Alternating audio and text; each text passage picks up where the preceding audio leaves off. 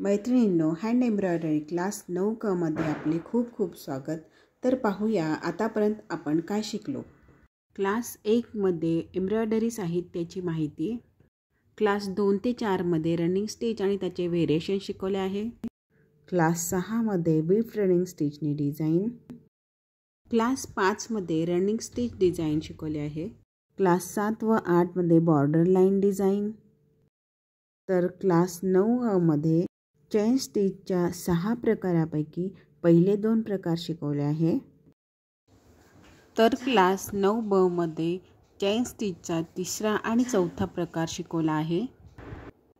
तर आता शिकणार आहे 9क मध्ये चेन स्टिच 5 आणि 6, रिव्हर्स चेन स्टिच आणि डबल फिफ्थ चेन स्टिच। तर बघूया क्लास 9क। मैत्रिणींनो, आपण शिकणार आहोत रिव्हर्स चेन स्टिच। तर त्यासाठी मी हा 6 पदरी थ्रेड घेतलेला आहे। रिव्हर्स चेन स्टिच शिकण्यासाठी इथून सुरुवात न करता इथून सुरुवात करायची असते समोरून। त्यासाठी इथून न करता थोडंसं अलीकडून म्हणजे थोड्याशा आतून म्हणजे आधीपासून सुरुवात करायची असते। त्यासाठी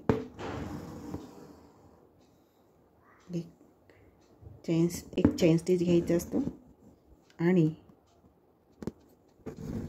एक छोटासा लूप घ्यायचा। त्याला निडल खाली टाकल्यानंतर थोड्या अंतरावरून आपल्याला जेवढा चेन स्टिच पाहिजे तेवढ्या अंतरावरून निडल खाली टाकायचे आणि निडल वर काढल्यानंतर अशी निडल उलटी करून ह्या आलेल्या चेनमधून जी आपली चेन स्टिच झालेली आहे त्याच्या खालून आपल्याला निडल टाकून घ्यायची आहे आणि इथून आपण निडल वर घेतली होती तिथूनच आपल्याला ही निडल खाली घ्यायची आहे।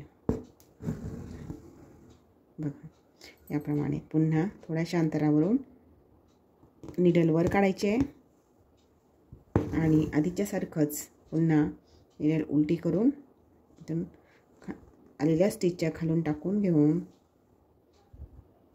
पुन्हा जिथून आपण निडल वर काढली होती त्याच ठिकाणी पुन्हा खाली घ्यायची। बघा, याप्रमाणे हा स्टिच दिसतो। हा रिव्हर्स चेन स्टिच आहे।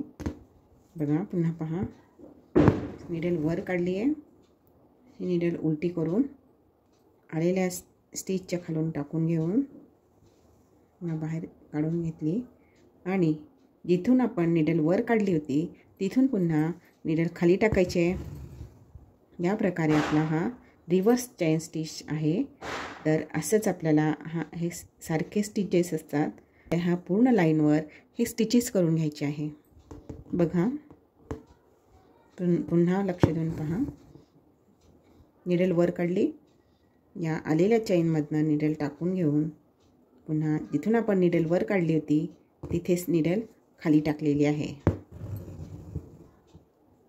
या प्रकारे आपण हे स्टिचेस पूर्ण करून घेणार आहोत।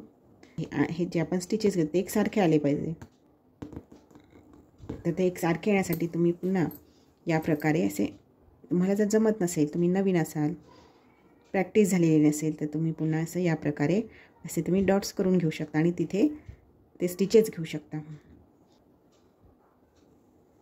हे तुम्हाला थोडंसंच करून दाखवले आहे थोड्याशा लाईनवर, पण तुम्ही थोडी मोठी लाईन घ्या आणि त्याच्यावर त्या लाईनवर करा, म्हणजे तुमच्या ते चांगल्या लक्षात राहील। असे थोडेसे केल्यानंतर तुम्ही ते थोड्या दिवसांनी विसरू शकता, तुमचे ते परत करण्यात आले नाही तर ते विसरून जाल तुम्ही। म्हणून तुम्ही याला थोडीशी मोठी लाईन घ्या आणि त्यावर करा। तसं आपण यामध्ये डिझाईन बनवणारच आहोत तर ते विसरण्याचा काही प्रश्न येत नाही, पण तरीसुद्धा आपण असं थोडीशी मोठे तुम्ही सॅम्पल्स करून ठेवा। बघा, या प्रकारे ही रिव्हर्स चेन स्टिच आहे। बघा किती सुंदर दिसते।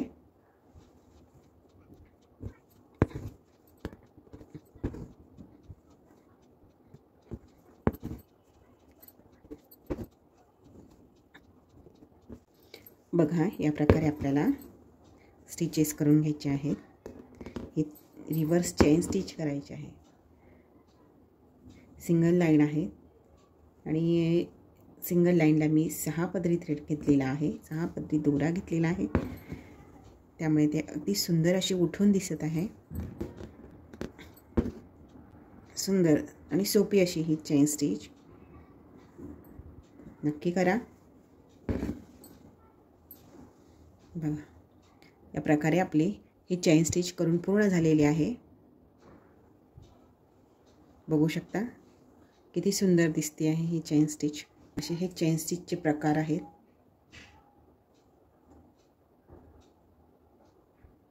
बघा, आता आपण पुढे शिकणार आहोत double whipped chain stitch. Single विप चेन स्टिच पण असते आणि ही डबल विप चेन स्टिच मी आता आपल्याला शिकवणार आहे. मी सिंगल विप चेन स्टिचचा एखादा शॉर्ट व्हिडिओ अपलोड करेल, तर तुम्ही त्यामध्ये पाहू शकता. सिंगल विप चेन स्टिचसाठी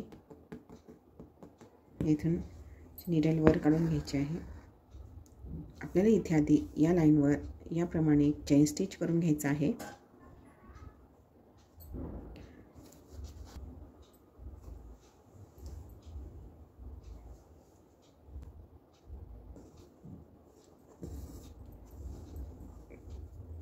आता तुम्हाला चेन कशी करायची, चेन स्टिच कसं करायचं हे चांगल्याच प्रकारे माहिती असेल.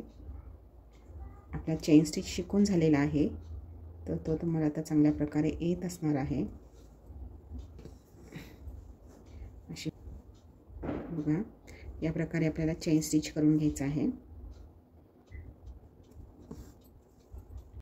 यासाठी सुद्धा मी 6 पदरी थ्रेड घेतलेला आहे.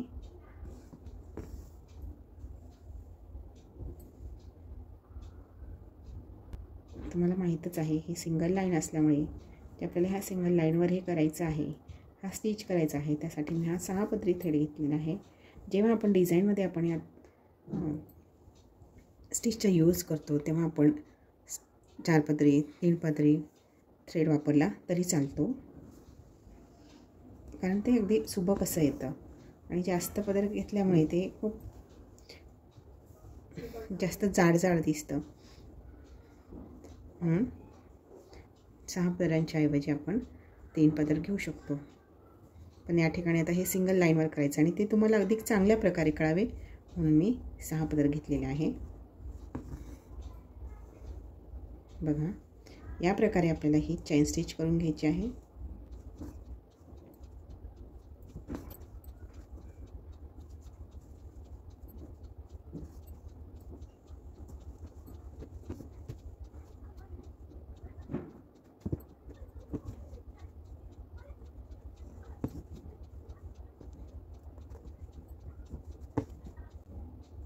इथे या ठिकाणी आपला हा चेन स्टिच करून झालेला आहे.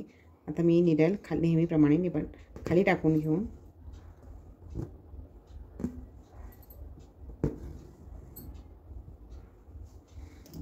गाठ मारून घेणार आहे. या पुढील स्टिच आपल्याला या लाईनवर करायचं आहे. तर तुम्ही अगदी व्यवस्थित आपल्याला ते म्हणजे पुढचं स्टिच कसं करायचं आहे. तुम्ही यापूर्वी रनिंग स्टिचमध्ये विप्ड रनिंग स्टिच शिकलेला आहात, त्यामुळे तुम्हाला चांगलेच माहिती असेल की विप स्टिच कसा असतो. तर हा सुद्धा डबल विप चेन स्टिच आहे. मी यापुढे स्टिच करण्यासाठी हा रेड थ्रेड घेतलेला आहे, कॉन्ट्रास्ट कलर घेतलेला आहे. बघा, यासाठी मी आता या ठिकाणावर इथून नीडल वर घेणार आहे. नीडल वर घ्यायची. या ठिकाणी ही थ्रेड काढलेला आहे. ते ही जी चेन स्टिच आहे यातल्या प्रत्येक स्टिचमधून आपण ही नीडल टाकून घेणार आहोत. बघा, ही जी नीडल आहे ती अशी पकडायची आणि ही मागची साईड आहे ती अशी आपल्याला टाकून घ्यायची आहे. या प्रकारे प्रत्येक स्टिचमधून वरच्या साईडने आपल्याला नीडल काढून घ्यायची आहे. बघा, याप्रमाणे आपण हा स्टिच करत आहोत.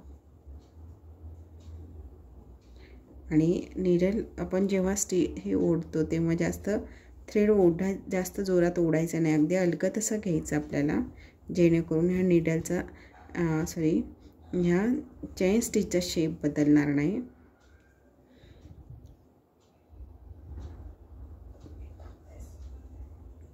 बघा या प्रकारे आपल्याला हे असं ओढून घ्यायचं आहे. बघा या प्रकारे. तुमच्या लक्षात येत नसेल तर व्हिडिओ पुन्हा पुन्हा मागे नेऊन पहा, म्हणजे ते तुमच्या चांगल्या लक्षात येईल की आपल्याला नीडल कशा प्रकारे टाकायचे आहे. बघा दोऱ्याचं समोरून आपल्याला ओढून घ्यायचं आहे. साईडनी ओढलं की ती चेन पसरते त्याची, म्हणून असं समोरून ओढून घ्यायचं आपल्याला. बघा असं साईडनी जर ओढलं की हा असं पसरतं, त्यासाठी असं असे समोरून ओढायचे. बघा या प्रकारे आपण हा डबल वेव्ह चेन स्टिच करायचा आहे. हे एक साईडने झालेलं आपलं करून, अजून यापुढेही आपल्याला याच्यावर आणखी दुसऱ्या साईडने असाच आपल्याला हा थ्रेड हा प्रत्येक स्टिचमधून टाकून घेऊन घ्यायचा आहे. बघा या प्रकारे करायचे आहे. बघू शकता.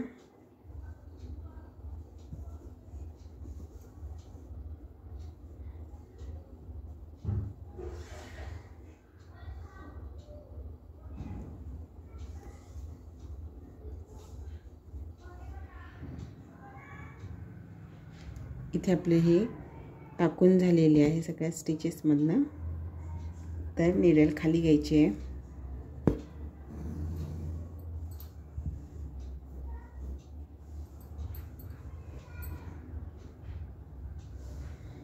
आणि थ्रेड खाली ओढून घ्यायचं आपल्याला. आता पुन्हा इथून आपल्याला सुरुवात करायची आहे त्याला.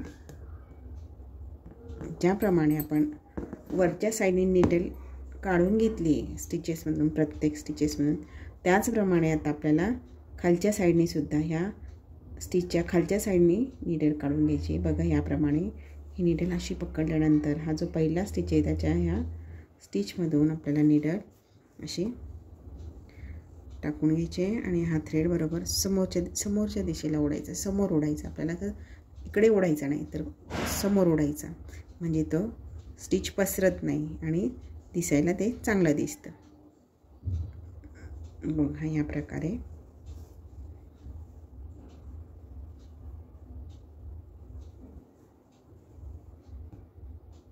आता तुम्ही हे या साईडला वरच्या साईडला केलं आहे, तुम्हाला हे त्यामुळे चांगलंच लक्षात आलं असेल. तर ही खालची साईड करायला आपल्याला सोपे जाते. बघा तुम्ही बघत असेल तर व्यवस्थित जर पाहिलं तर तुमच्या लक्षात येईल. एक वेणीसारखं हे दिसतं आपल्याला, वेणीसारखं डिझाईन असलेलं दिसतं. त्याच्यावरून आपला हा स्टिच बरोबर आलं हे लक्षात येतं. बघा खूप सुंदर असा हा स्टिच आहे. खूप सुंदर दिसतो हा स्टिच.